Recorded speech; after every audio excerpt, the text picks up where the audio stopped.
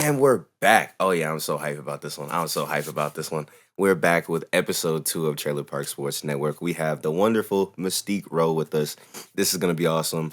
I got to watch you in the World Championships. It was super sick. Second World Championships. You made your debut last season.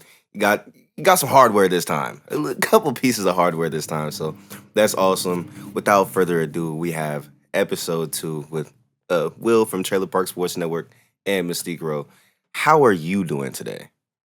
I'm doing great. Thank you for having me. I know we've been long conversations over the season, so it's finally nice to actually chat with you about what's been going on in the sliding world.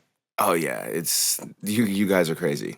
you, you guys are crazy and it's nice that get to slow down a little bit. The season's wrapped up. You have the time to like have conversation. You get the time to, look back on how the seasons went and how like okay, from your from where you were at the beginning of the season, do you think that you progressed the way that you wanted to now?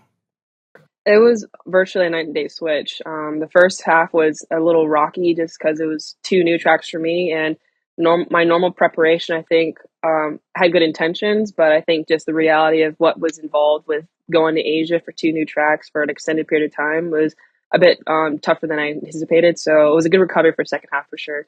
Oh yeah. Oh yeah. Do you have a favorite track from this season? From this season, Beijing was very special. It's one of those tracks where it's obviously not one of the most recent Olympic venues, but because of the newer technology, it's a wonderful experience. It's arguably one of the best ice tracks, like how the maintenance goes in the world, and it's a really smooth ride. It's very technical, but it's a really cool experience for sure. So last time, whenever we talked to Shane, we found out like a lot experience reigns supreme when it comes to this sport. The more that you've been down the track, the more that you understand the conditions, everything. Were there any moments throughout this season where you were like, "Yo, I really wish I had been down this track more than I have been down this track"? Korea for sure, which is it's funny because I was the first stop, and I definitely had some pre-race lighting, but the conditions were so drastically different than like what it was at the games, what it was for the ICC a couple years past the games, and then from the Asia Cup to the World Cup races, it was it was so hot. It was very warm, and so you're dialing in the track at one speed, and then the last World Cup race, it was super fast, and the timing was completely off. So there was definitely opportunities a couple years ago for me to go slide there, but finances kind of limited my ability to travel, so I didn't go. So that was definitely a tough one to try to stomach because it's a nice track, but it beat us up pretty bad. Yeah, yeah, yeah. It was tough one, but hey, Yeah. you figure it out as you go. This is kind of what it seems like the whole sport is about. Um, so Lake Placid, that was a hell of a race for well, both of them were a hell of a race for you. What do you think that you could have done though to, or if there was anything that you could have done? Because track conditions weren't amazing. They ended the season, it was kind of heating up as y'all were getting up there. So track conditions weren't Yeah. amazing. What do you think you like if there was anything that you could have done to because you took silver and shoot, Yeah. I mean, second in the world is not anything to be ashamed of in any way, shape, or form, especially not a Right. sport like this.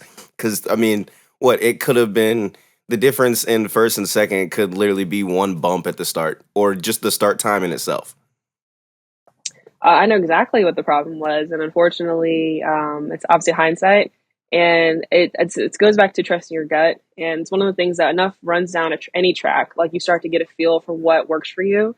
And fortunately for me, Lake Placid is my home track, and I have slid in various conditions, so that's one advantage. Like runs is great, but knowing how the conditions change in correlation to the ice is very important.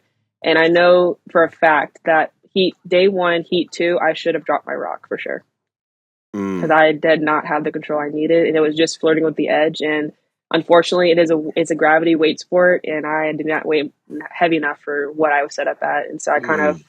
took a gamble, and I kind of lost that one for sure. Took a little bit of a risk and it just didn't work out. Hey, I mean, like you said, hindsight is kind of everything. So it is what it is. I mean, and again, second place in the world doesn't really seem like anything to be ashamed of. I mean, especially second round. Come on, like hell of an improvement from last year. You took home some hardware this year, and then you also got a gold with Austin.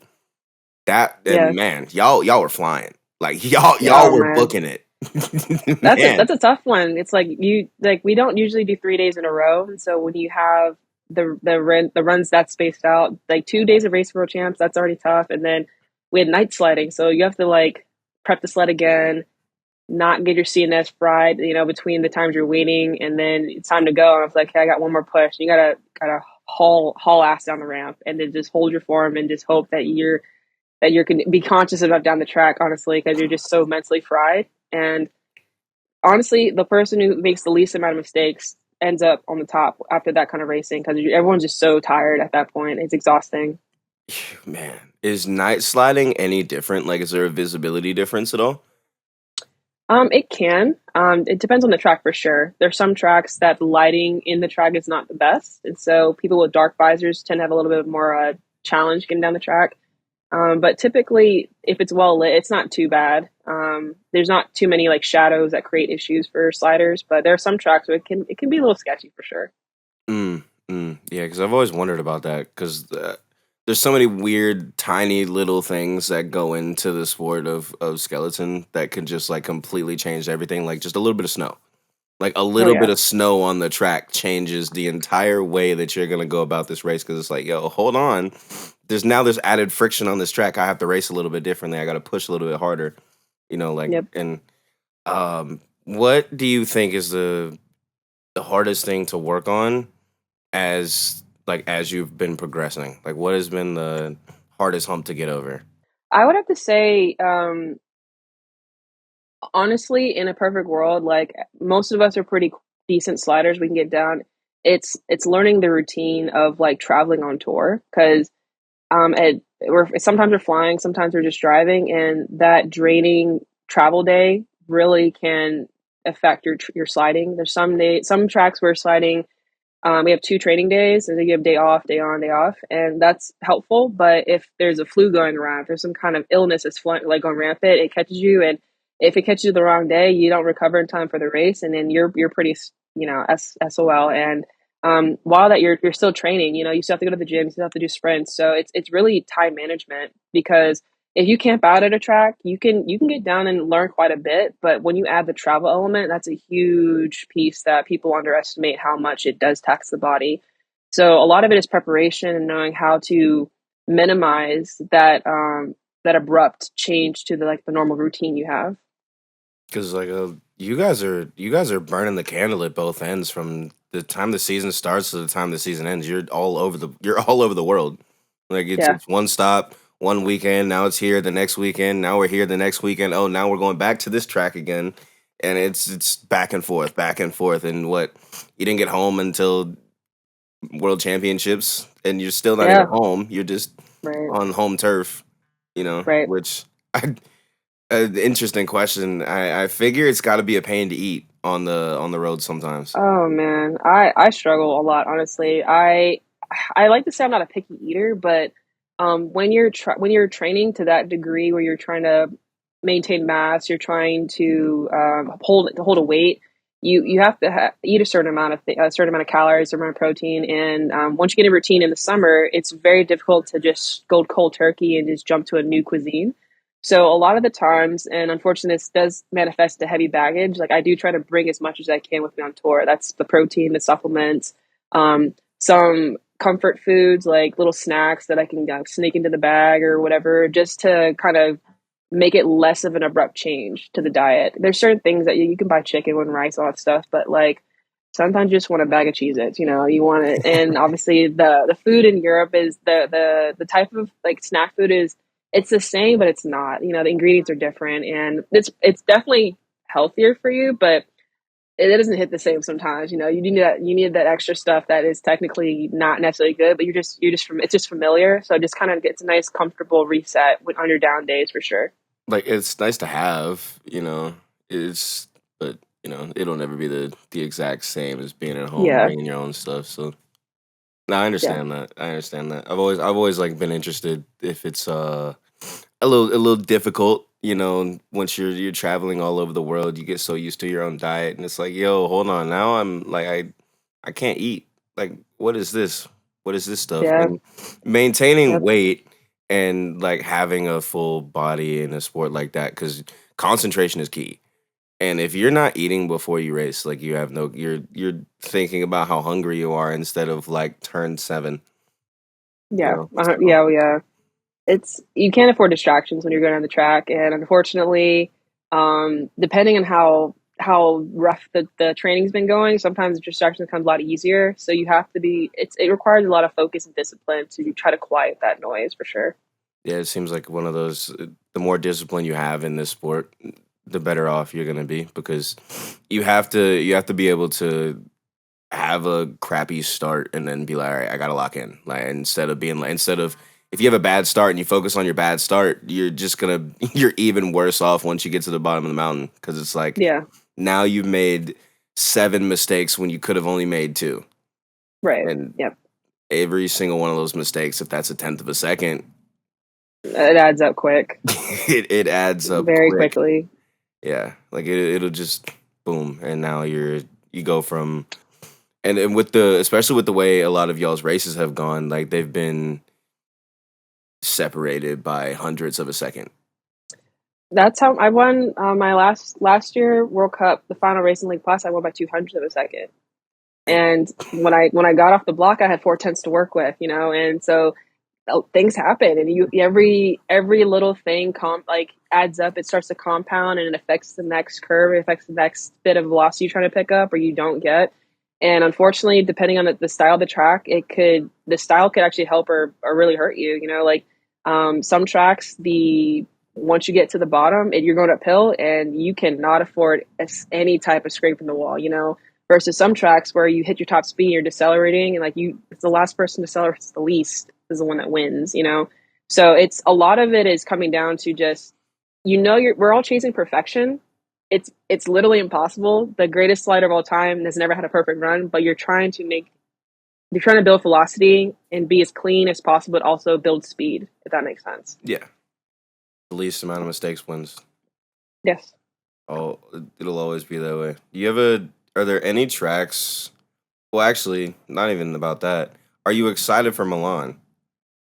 I am. They just finished the pre-homologation. I know that's pretty controversial if they were going to be ready in time and with the icing of the track.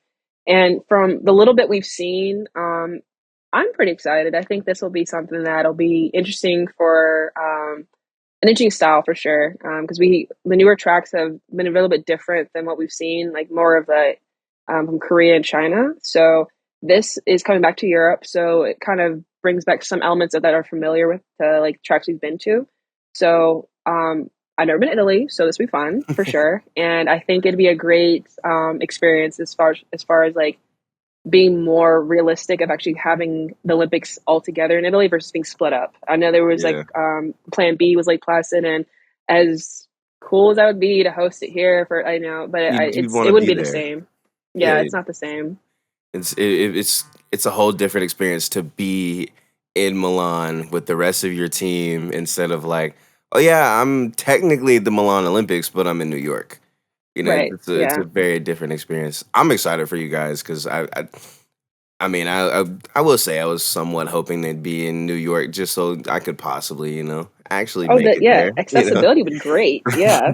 That would be awesome to like just be there for that. But with it being in Milan, you guys are gonna get a new track, essentially a new track. It's rebuilt, but they've made it a little more modern while still trying to keep some of like the old stuff from the track. Is there anything like a regional way the tracks are built, like European tracks kind of fit in some type of like guidelines where whenever you're in Europe, you know somewhat to expect depending on the track, even if it's like a even if you're like in Italy, like okay, it's gonna be somewhat like this, or if you're in like Germany, okay, it's still gonna feel similar to the one in Italy, but it's just gonna be different. I wish. Unfortunately, it's not quite like that. There's like I call it like a recipe. There's certain components that are required to be in the track, like a labyrinth, a chicane, and I wish I was a little bit more versed in the manual in this, but every track is very unique, honestly. There are certain tracks that are a little bit more open profile, so they're wider, versus tracks that are very tight turning, like Seguld and Lake Placid. So as long as there's certain elements that are on the list of this is required to be part of the track, you can design it any which way you would like, which is why homologation is so important to test the track and its safety. Because we can have a crazy scientist that says this is going to be great, or an architect, and the reality of it is like, is it actually safe to keep the sleds in the track for the athletes? Because some of these sleds are with the new technologies, they're coming up with really fast speeds. And as cool as we like to see us build speed, we want to make sure athletes stay in the track. And so that's been a really big thing, especially with the advancement of technology, and athletes that we're recruiting are pushing much faster, and we're pushing the limits a lot on what we've seen in the past in the history of our sport. So um, I think as long as it stays within those parameters, that's kind of what's required. There are certain tracks that do have certain elements that do bleed over. So when we go to a new track I've never been to, like, oh, this is similar to the Park City, so I know to approach it this way. But there's like Altenburg is very unique, and that is a tough one to crack if you're not really familiar with it. So that one takes some runs to figure out for sure. I figure tracks like Summer, it's especially with it not existing until before the season starts, is also like a hard one to figure out because what you get Yes, a couple days of practice and now it's like all right, competition time, and it didn't exist before the season started, so right. yeah, there's not much to practice on. That's pretty cool though. Every single track has its own unique features, its own thing. You just got to race every single track, and that's one of the really unfortunate things for American athletes is that all the tracks are in Europe, or Yep. not all of them, but like a good majority of your tracks are in places that aren't very cheap to get to. So Right. training isn't very easy. How has that been for you? Honestly, like, I know what the budget's going to look like, and it's never friendly by any means. So a lot of it is you're building the network as you travel. So in earlier years when I started traveling to Europe, you test out different Airbnbs or hotels, and once you establish those relationships, um, theoretically, most of the time those contacts work with you, whether that's with the rate or accessibility, or if you need to store something. And those have proven to be invaluable, honestly, just because that provides some form of normalcy for your tour, like a routine. You know what to expect. You know what amenities you have at those locations, and it's a lot easier to plan life on tour when you have those checkpoints that you're familiar with. But honestly, what it comes down to is just you got to be flexible. And as much as I love to plan my life, like, things happen, and you have to be able to adapt at those moments because it's never going to be perfect. And you're competing with a lot of other teams to try to get those resources as well. And you're relying on being the first, like, as soon as the news comes out with the new schedule, you got to book everything, or you got to try to plan or start those conversations. Because otherwise, you're going to have to try to find something else. And the closer you get into season, the price goes up or the availability gets scarce. And then you're getting further and further away from the track. So you want to try to make life on tour as easy as possible. So that means it's a lot of preseason planning for sure. Man, there's so much that goes into it behind the scenes. There's so much that goes into everything behind the scenes. It's honestly like impressive to watch y'all make everything happen essentially on your own. Like USABS does an amazing job of trying to help you guys out with as much as they can, but like for an end like of all the NGBs, there's not all of them get that much funding from, donations and everything. So like it's one of those, a lot of it ends up falling on you guys, and watching y'all make it happen and then go out and compete at the highest level after like funding your own career essentially is like really cool to watch. Like you guys are basically superhuman. Like Thank genuinely you. all like superheroes. It's kind of cool. Like it's honestly legendary. Like USA basketball. Everything they don't have to worry about a thing. Or like Right. like USA swimming. Like almost everything that they.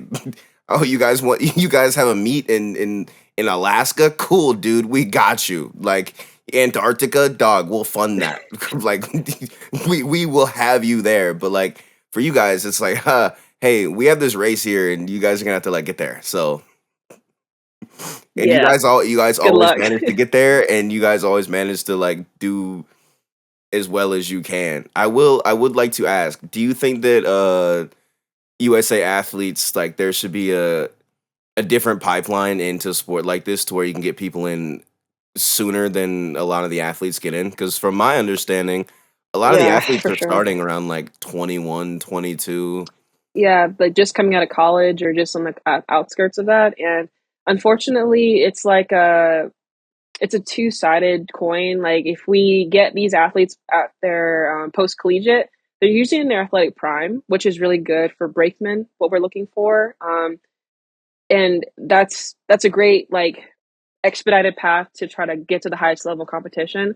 But when you're looking for pilots or for skeleton or bobsled, that requires more time. And a lot of people who are coming out post college aren't ready to dedicate 6, 8 to 10 years to learn something and work your way up the ladder, be self funded, to do all this stuff. And so the unfortunate path is choices we have to go. We're looking for younger athletes who have the resources, the funding from parental support or whatever they come from, to be able to start the sport earlier because it is an investment. It's a huge investment, and are willing to stick with it for an extended period of time. But that requires using tools and equipment that is safe, that is adequate to, help them on their trajectory of learning and not like a rust bucket because no one wants to go down and just keep getting beat up in an old sled. And that's another issue. I think it's just making sure everything's up to date, make sure everything is safe and meets regulations so that athletes have a good experience in the sport and they want to stick around. No one wants to get beat up for no reason and then just be hemorrhaging money and like, well, my friends are going to parties. I don't want to do this anymore. So it's kind of like you're competing with the current state of events and people just have other interests. And so it's definitely a challenge to keep people in the sport long enough to actually make it to the upper level. You're competing with society in a way because I mean, Yeah. who wants to spend that much time getting good at something when you can pick up a basketball and be good in like a couple of years, you Right. know, or Yep. be like even depending on who you are, your athletic prowess, you could be good in like a year. So it is what it is. But I've always it's an interesting one for me because you look at some of like the countries that do compete at a really really high level at a sport like this, and it's because they have a 14, 15 year old kid lined up to get into a sled and compete at like the junior level before they get to like the top. And shoot, by the time our people are getting in sleds or like hopping on like uh well, I guess it is still a sled, like whether it's like bobsled or skeleton, either way, if you're trying to be a pilot, like we're 5, 6 years behind by the time we start. Yeah. Yeah, for sure. So that's not very ideal, especially if you're trying to win world championships and everything. Like hey, Germany's probably always going to be really good at this, but I feel like there's ways that like if we were to find there's definitely people out there that would love to do a sport like this. You just gotta find them, Yeah, you know. it's definitely a marketing piece for sure that we're missing, and we're hoping that social media changes that because a lot of times people don't know it exists until the games, and then it's such a short window of time. Like virtually, we have our streaming time, whatever, maybe 2 hours per discipline per day, and or per gender per day, and then it's done. We're gone for 4 years, and we don't see regular streaming. We do compete every year, but it has to be visible to people, it has to be accessible. And I think definitely has a good response. People react to it. We're the crazy people. We're the ones that have like a death wish going down the track. But it's a sport that does trigger interest, and with in front of the right people, we could have a very deep pool of athletes potentially and lined up for it. But we have to reach them first. Like I feel like somebody could pick it up for like Oh your yeah. world championship season or something. Like there's so many sports that end up on with like ESPN plus contracts. Like there's no way skeleton and bobsled wouldn't be profitable on there. It's just the marketing piece, like you said. Like I gotta try and do better on my end to like push the sport. I think other creators could probably find a way to talk about the sport as well outside of the Olympics because, like you said, usually people see them during the Olympics. Yo, bobsled, this is so cool. Skeleton, this is so cool. Then it's over, and they're like, all right, cool. I guess we'll see them Yep. again in 4 years. Like, guys, Yep. you understand there's a whole sliding season, and there's what you have your North American Cup, you've got your Europe Cup, you've got your Asian Cup, you've got the World Cup, you've got the Parabob Cup as well. Like, there's so much, Hmm. but it's not getting talked about. Yeah. And that's a shame because there's so many athletes that are coming from so many different backgrounds, so many walks of life, and they find themselves in a sled somewhere, and it's pretty cool. It's a good story. It's good connections. Like there's people that I never would have met if we didn't cross paths in this world of sliding. So it's definitely has the makings of a good story, good books. People are writing and sharing their sliding journey. I think it's started becoming more frequently shared. And so I think the more people want to talk about it and the craziness, even if you're a 1 year slider, like you can learn something, you can share something, you Yeah. know. And I think it's something that people just are not sure, not they don't know they want to know about it because they don't know it exists. So I think if we just give them the opportunity to hear about it, I think that would do enough for us for sure to get interest. I can definitely tell it's a more laid back community, not one of those not like basketball players or like football players where they want to be all over social media and be like, this is what I do, guys. Like I've noticed it's more quiet. The people that do talk about it, they love to talk about it, but like a lot of your athletes are kind of just out of the way. They compete. Hey guys, I won a gold medal this week. That was pretty cool. And then you don't see anything on social media from them for like a couple weeks until they you know compete again. So Right. possibly just a culture thing. It's just not one of those things where people want to be all out on social media, and maybe the younger generation comes through and they start to, oh man, let's talk about this on social media. Let's try and push the Yeah. narrative.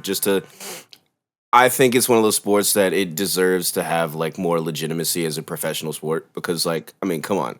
I feel like it doesn't really get more legit than sending yourself down a mountain of ice at 80 plus miles an hour. Like it really doesn't get more legit than that. So it just takes the media getting behind things and like marketing and more posting, more people seeing, more eyeballs. That's really all it is. I mean, Right. I've had people ask me like how to get into a sled, and I've just been like, hey, here's the tryouts. Like if this is Right. really what you want to do, if this is Right. really what you want to do, like we hold open tryouts. Like you can go to the combine. Here's the locations. Let's make this happen. That'd be so cool. Right. No, For and no, 100% for sure. like it's an interesting one. For you, how did you end up on a sled? So I started my college years like a semester late. So I started in the spring. And so when I finished my eligibility for track and field, I had one more semester of school left. And so I'm still connected to my coach for college, and he got an email blast from Alana Myers Taylor, who was looking for across country for like, hey, we're looking for recruits to try out for our teams. Here's some combines, send them our way. And so my coach actually reached out to my teammate at the time at college, and I just tagged along. And because I had nothing else to do, because I was just fresh out of like finishing college, yeah, might as well. And I tagged along, and I did well enough in the rookie combine to get invited to Lake Placid for the rookie push championships. And I originally was like, I'm doing bobsled, skeletons for crazy people. I ain't doing that. And they're like, they let me believe that for a hot second. Like, yeah, you're kind of small. You're gonna go over here. So that had me go to skeleton, and I was not happy about it. But I was like, you know what? I'm gonna say yes to opportunities. I'm not gonna turn it down. And eventually turned into a driving school that November.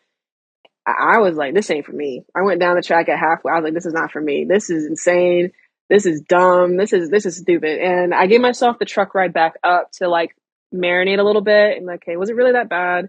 So then I went down again and again and again, and it starts to get a little bit more addictive because you start to learn like, hey, well, if I do this, I won't hit the wall, you know, and if I do this, it won't hurt. So you start to kind of chase the speed a little bit more, and then you start to realize that you have certain aptitudes that are lacking in the field.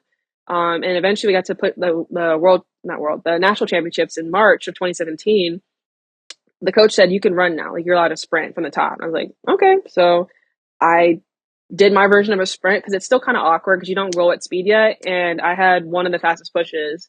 And that's when I knew I had a place in the sport because that was a huge void in the women's field. And so from that point on, I've been sliding and working on my push ever since. And so it's been a long, bumpy, bruised up path for sure, but it's been fun. I've enjoyed the process for sure. And shoot, from I don't really know if I want to do this to world champ. So I know like, it's a craziest turn of events. Like I would not have put that on my bingo card for this decade, but you're right. didn't think that you were gonna be the skeleton girl, but hey, here you are, world champ, and going to Milan. Like Yeah, that's gonna be uh, exciting. it's exciting. Yeah. Like it's got to be like one of those like I never actually like a lot of us have the whole like, oh, I'm gonna be an Olympian one day, but like you're like, dude, you're a couple months away from like, yo, I'm real deal an Olympian. Like I'm about to put on these colors and like represent my country. Like this is a big Yeah, thing. it's so surreal because it's like you're like you remember that little kid like, oh, I want to be Olympian, and it's like, well, how do you actually do it? And then now you're here, and it's like, oh, I'm actually about to do this for real. Like, You know, yo, like I'm here. Like wait, yeah, we are here. like it's not one of those like, yo, oh my gosh, like I can't believe this is happening. Like, yo, it's like, yo, dude, you better get ready because like we're on like, dude, the bus about to leave. No, yeah, like I've had to have some moments like I'll be like, oh my gosh, they won. Like I'm Like literally the I'm, top U.S. athlete. I gotta get my yeah, shit together. yeah. It's like, yo, like I'm. Wait, like, like when this is all said and done in Milan, like there's gonna be little kids looking up to me. Like, wait, Yeah, I want to be like her. I'm like, really? Me? Like when it's all said and done, like I'm telling you, you gonna be sitting there like, wait, I'm signing autographs and Yeah. doing Oh this my goodness. and what? Yeah. Like, It's a lot to digest for sure.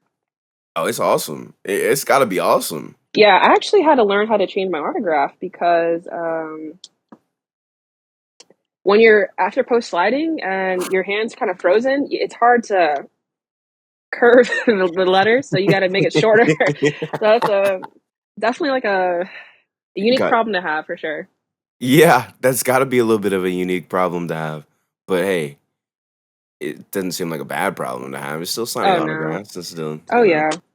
It's been a fun experience, especially when the kids get really excited because in Europe, obviously, sliding sports is a little more popular. They see it more frequently.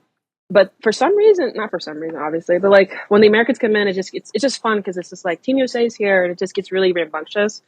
And as you mentioned before, like a lot of skeleton athletes specifically are very introverted, and so it kind of, oh, we're doing something cool. We're sliding as adults. You know, we're doing stuff we got to do as a kid. So it kind of helps us remember that we're doing something fun, and to kind of bask in that moment. We get really dialed in on the sliding and the technicalities of it, but at the core of what we're doing, we are sliding down a hill on a sled without our parents like, make sure you wear your um, helmet, make sure like you're doing it for yeah, real, like, and you're going like highway speed. So yeah. yeah, it's pretty cool. Like, it's one of the coolest things I've ever seen. And your head is like centimeters off the ice, and you're just Yeah, zooming. yeah. Yeah, it's So it's got to be scary. it's gnarly for sure. It's definitely one of those things you have to like. You don't think about it. You can't really think about it. You're just going. You take a bump, like, ooh, that was bad. But Yeah, you I can mean, cover, yeah. I figure after a couple of like hard crashes, you're just like, okay, I'm here. I'm here. Like that hurt. I'm here now though. So Yeah, your first couple, yeah. I figured the first one is when you're like, all right, okay, I'm a skeleton athlete now. Like this is I really do this thing. Yeah, like I'm really sending myself Oh down a man. mountain of ice really fast.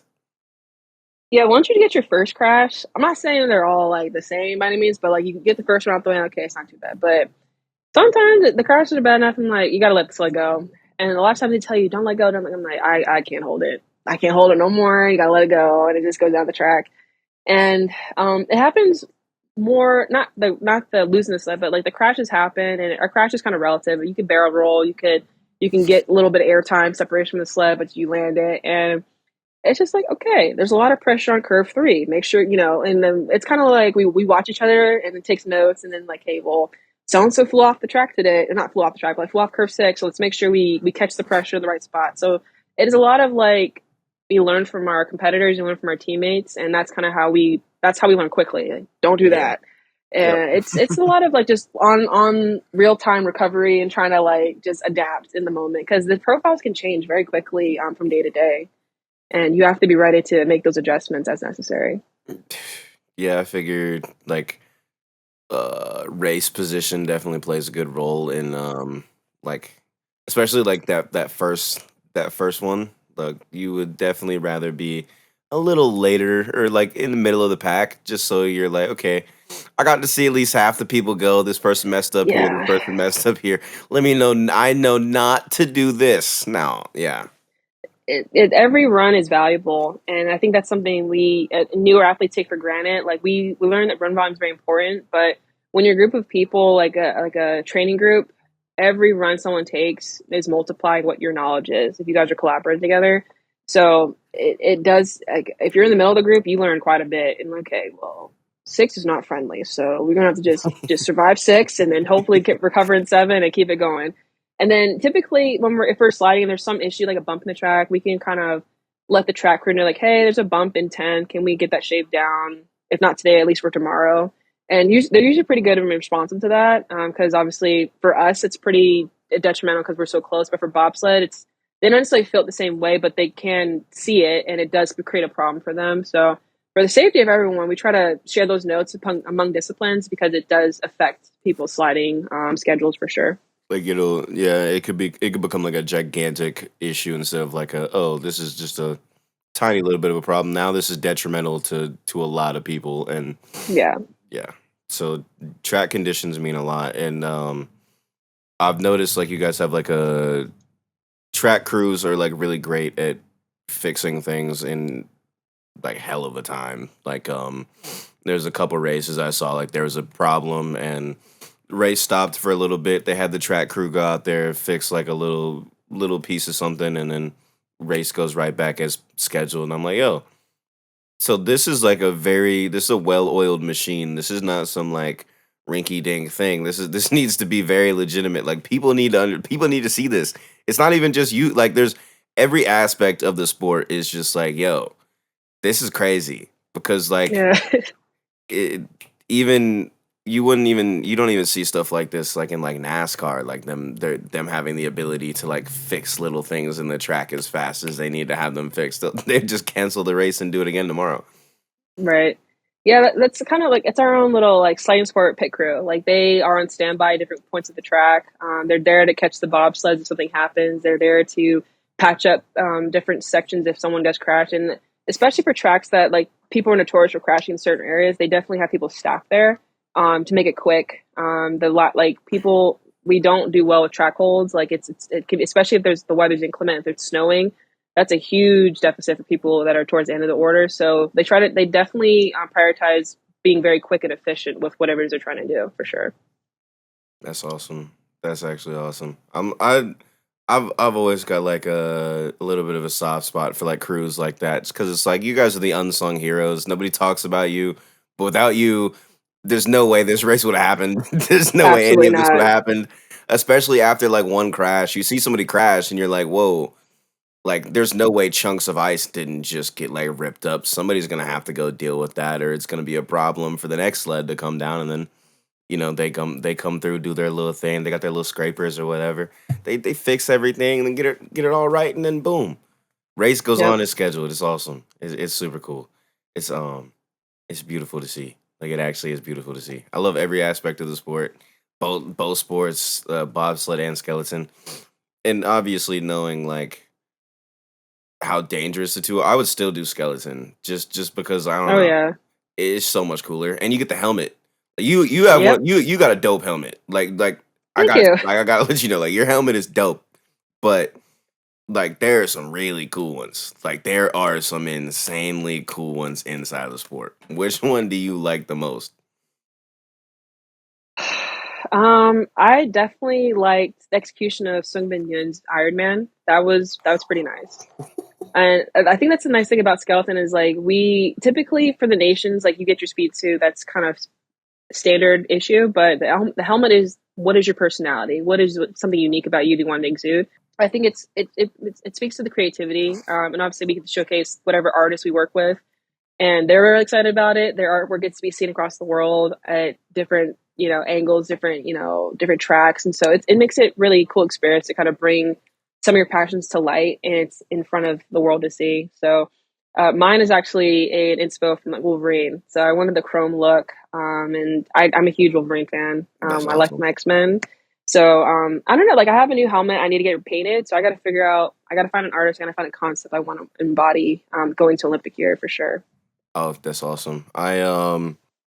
If you need an artist, I'll be on the lookout. A lot of people tagged artists in some of the videos that I made about Hmm. about skeleton helmets. So Yeah, I'll go through the comments and find if I can see one of those artists for you. I would appreciate that. Oh yeah, because like it's actually pretty cool that like people are like, oh yeah, I don't watch skeleton, but I know this artist and he paints a bunch of helmets, and I'm like, how do you even know these people?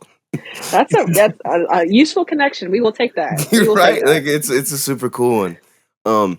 But like you were saying, I have noticed like a lot of your athletes, it's like their way of expressing themselves is through like their helmet. And that's really cool. I think that's really cool, especially in like a sport where there's a lot more introverted people because I figure you're just so used to like it's just you and your sled. You're just so used to that. And like that's just been your life for so long where it's just me, the sled, and a clock.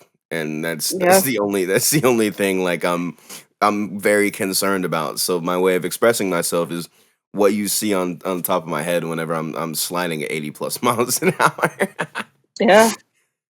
Which is it's so cool. Like you see some great ones. There's a couple of Brazilian athletes that have some beautiful ones that I've seen. Oh yeah. I think Austin has one of the coolest ones, the Venom one. It's just so sick. I like Dan. I love Dan's helmet. I like that one. It's actually it's simple, but like it's so clean at the same time. Like it's dope. Katie Ulander has a great one too. Like just love the eagle. Just Mhm. America as hell. You love to see it. Like just repping the hell out of the country. I love it. Like, Yep. it's awesome. It's awesome. Um, before I wrap this up, I'm trying to think of like a great question to like wrap this up on. How if you could describe your season in any way, how would you describe your season? Because you know, second World Cup season, definitely your best season overall. How would you say the season went for you? It's actually funny because we had our end of season wrap up, like forms we had to submit. So it's still fresh in my head. And what's interesting is one of the things is our coach asked is like, what were our goals going into the season? And then did we achieve those goals? And we're always our harshest critic. And from what I wrote, my goals were I wanted to start records. I wanted to be in the top tens. I wanted to be on the podium. And for those metrics alone, like I unfortunately have to say, no, I did not achieve my objectives. But when you look at the massive everything, like you have two new tracks under your belt, you hit your run volume with your targeting, you did all these things, and then you defended your silver medal in Lillehammer, and then you come to World Championships, which is the pinnacle of the season, and then you came back with two pieces of hardware. And I think that's in itself was it was a good recovery for the harsh critic I am to myself. And so I would have to say that it it was a it was a season where I learned that just because you can doesn't mean you should. And so learning to work within your means because I went into this season injured. I hurt my knee at push championships, and unfortunately, I couldn't defend my title. So that was like, this is the tone we're going into the season with. Great. And so it's learning how to adapt in those situations because for a lot of it, it was questioning like if I lose my push, am I actually a good slider? And I didn't lose my push, but I wasn't pushing where I could have been, and that would be challenging. Like being in the top three all the time, which I was, but except for one race, but maybe I could have been the top pusher. Maybe I could have had different velocity. And there's a lot of those questions where you're like, shoulda, coulda, woulda. But at the core of it is your sliding improving, and I would have to say yes, it did. So I would say in that realm, it was definitely successful. I had two unofficial track records in training, which I had never done. This season is the first time I've had top velocities in certain training runs or certain race, like just times down the track. And so being gentler to myself and like or give myself more grace is actually, are you developing as an athlete in this sport? Yes. Is this the progression we want going to Olympic year? Yes. So I would have to say that in those metrics, then yes, I have had a good recovery towards the second half of the season, and I'm super excited with the momentum going in. I'm gonna handle this knee injury, gonna try to get on top of the summer training, and then just build that platform on social media so people can know what to look out for, know what to watch the sport going into the Olympic year because it's gonna be a good one. We're gonna make some history for sure. Oh yeah, it's gonna be a great year. It's gonna be like a hell of a year, and you've already had a hell of a year. You're just gonna build on it. Just let it snowball. except for the knee injury. Let's not let that No, we're snowball. gonna we're gonna take care of that for sure. Yeah, but let the positive good energy snowball. And also you've been a hell of an advocate for like mental health and like all of that stuff. So like that's awesome to see, especially because like there's a lot of athletes that don't take care of their brain, and they kind of just let things build up, and it affects how they do things. And you're good about like knowing like to give yourself some grace. And I like that's a great thing to see from like a high level athlete that's able to understand like, yo, I have bad days, and some days are going to be better than others, and I have to just understand that and just do what I can with what I've got today. And like that's a great thing. I've seen a lot of your posts about it. It's awesome to see. It's just good to see athletes like opening up and be like, yo, this is how life is. And like it's not easy sometimes. Still a high level athlete, despite the fact that I also go through it just like everybody else. So that's cool Right. to see. It's awesome. Like we need more people like that in the world. So like great to have you here. Is awesome. I'm super rooting for you, Milan. Oh my gosh. Hey, you never know. I might try and show up. You might see me Hey, there. if we can get you there, we're gonna get you there if we Oh can. yeah, And yeah, working on it. Working on it. Just a little bit. Just a little bit. It might be a little harder to swing, but hey, never say never. right, 100%. It was awesome, but great to have you. That's the end of episode 2. I appreciate you. Thank you for having me. Awesome. You cannot repeat this. I make it look seamless. If you talking down, I cut you off. I promise that I mean it. My stop, you don't mean it. Go on Mars, I'm in Venus. We get walk around the bunch, and that's where I feel like a king.